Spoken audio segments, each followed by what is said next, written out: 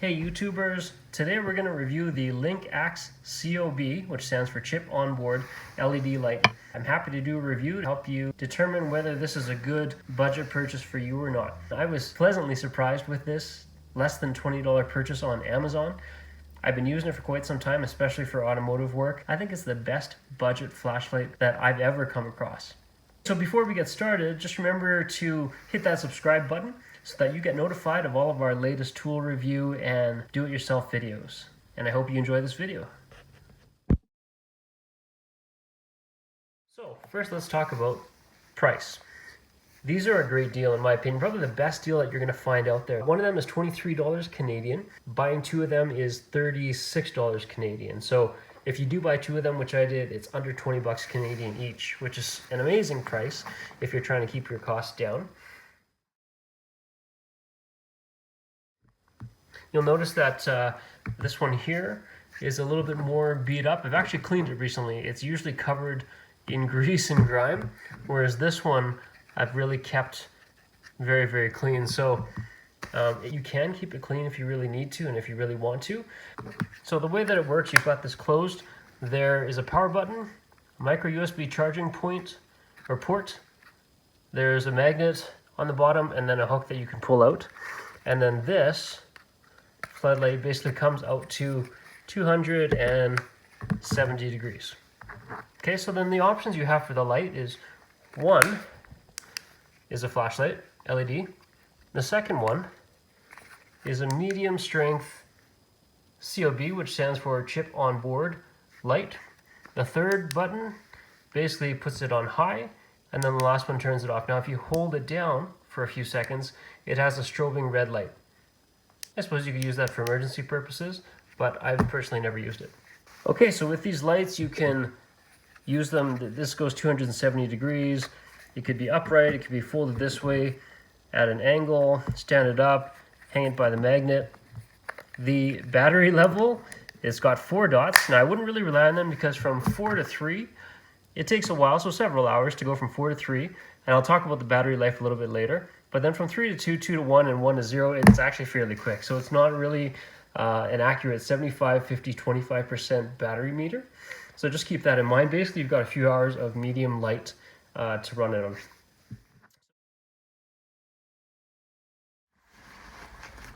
Okay, here we're in the engine compartment of my Honda Pilot.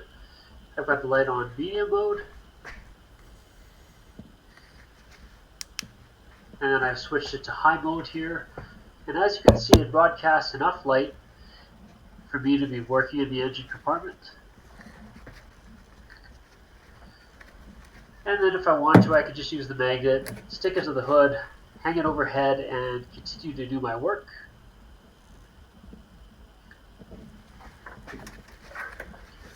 Sometimes you're going to be doing work on one side of the engine, so I'll just use the magnet, stick it to one part, and have it shine light wherever I'm working. If the area doesn't have metal, you can pull out the hook, and you can use the hook to hang it to something overhead. Again, so it can broadcast the light while you're doing some work.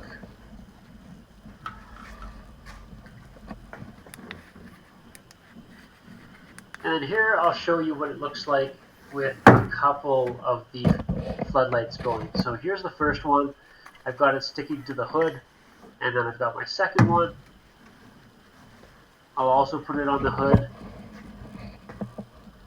and then I've got sufficient light for doing whatever I need to do.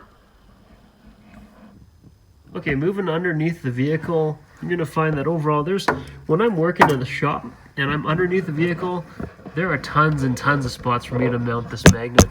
And so it's extremely useful. So sometimes I'm mounting it this way, it might be this way. I've got it off to the side when I'm working on exhaust or transmission bolts and so forth. And as you can see, like the overall distribution of light is pretty good. And it's enough light to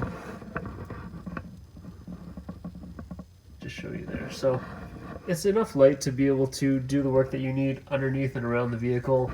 And if this is your only source of light, I would say overall it's still actually sufficient. It does a pretty good job. And there's a number of areas that you're going to be able to mount this with the magnet and with the hook. However you need to to use the light, there will be just tons of options. Here I am under the hood of my Chevy Silverado.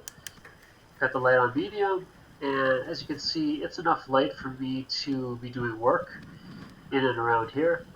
Sometimes I'll just leave it lying on certain parts of the engine so it's broadcasting light where I need it to shine so I can continue to do my work.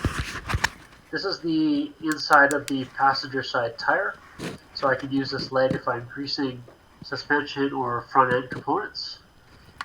And this is light underneath where the tie rod is and the suspension. Alright, so here I am under the dash of my Chevy Silverado. And in the interior is where this light really shines, pun intended, because you can basically lie it down, you can put it wherever, you can angle it. You don't really care too much if it gets wrecked, and it does give off enough light for you actually to do work down here. Okay, so the light's not perfect. It's got a few drawbacks. The first one here is that you'll notice it has no problem standing up. And if you open it up and you turn the light on, you know, for the most part, you can also get it to stand up. But then what you'll notice is if you have it at a bit of an angle, the base is simply too narrow, right? So if you're trying to stand it up, it's going to continually do that. So all I did was took the top of a can of soup and just gave it a quick platform. So if I actually do need to stand it up, then I just do that. I put it on there and then that's fine. I can use it for that. So that's the first drawback. The second one is the overall battery life. So with this on medium, it lasts about, I'd say 3 hours. So it'll last me about an afternoon kind of thing. On high, it's about half of that. So what I needed to do is, that's why you saw I have a red one and a green one, because I actually bought 2 of these, because with 2 of them, it kind of will end up lasting me most of the day. And then the third and final drawback, I've dropped this a number of times, more times than I can count, from about 6 feet high, and it stopped working. So I took it apart and I found out that the solder point on the red wire had basically snapped off. And so I resoldered it and it continues to work just fine again. Considering it, you know, it's a $20 item. The casing is rubberized. It does have some plastic pieces that'll be prone to chipping and falling off. Obviously the end of this light it had fallen off because it landed on it. I found it the first time, I glued it back on, I dropped it again, it flew off and it's never to be found again. So durability, battery life, and then just the ability to kind of stand on its own when the light is at an angle. Those would be the only drawbacks, I would say. So, in summary, if you're looking for a budget flashlight that you can use for camping, for do-it-yourself work, in and around the vehicle, in your home, you can use it as a flashlight, you can use it as a work light. You know, I don't think you can go wrong. I think this is one of the best budget flashlight purchases I've ever made. It's extremely useful around the vehicle for the work that I do, as well as in the shop, pretty much all day long. So yeah, if you're interested, I definitely and I highly recommend this flashlight. It's not going to break the bank. It's got tons of functionality and usability for such a low price, and I don't think you can go wrong if you're looking for a budget flashlight or a budget work light that's going to get you a lot of use out of it. Well, I hope this video was helpful. If it was, please remember to hit the like button.